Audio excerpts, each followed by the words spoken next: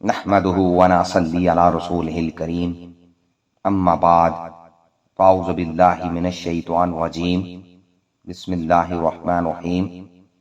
حضرت عبد الرحمن بن ابو بکر صدیق رضی اللہ عنہ کا بیان ہے کہ ایک مرتبہ حضرت ابو بکر صدیق رضی اللہ تعالی عنہ بارگاہ رسالت کے 3 مہمانوں کو اپنے گھر لائے اور خود حضور اکرم صلی اللہ علیہ وآلہ وسلم کی خدمت اقدس میں حاضر ہو گئے اور گفتگو میں مصروف رہے، یہاں تک کہ رات کا کھانا آپ نے دسترخوان نبوت پر کھا لیا اور بہت زیادہ رات گزر جانے کے بعد مکان پر واپس تشریف لائے۔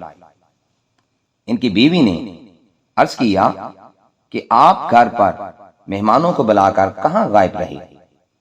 حضرت صدیق اکبر رضی اللہ عنہ نے فرمایا، کیا اب تک تم نے مہمانوں کو کھانا نہیں کھلایا؟ بیوی صاحبہ نے کہا کہ میں نے کھانا پیش کیا، مگر ان لوگوں نے صاحب خانہ کی غیر موجودگی میں کھانا کھانے سے انکار کر دیا۔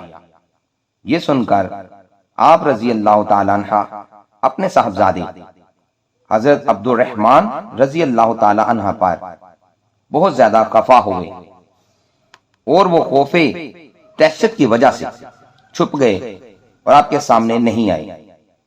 پھر جب آپ کا غصہ ٹھنڈا ہوا تو آپ مہمانوں کے ساتھ کھانے کے لیے بیٹھ گئے اور سب مہمانوں نے خوب شکم سیر ہو کر کھانا کھا لیا۔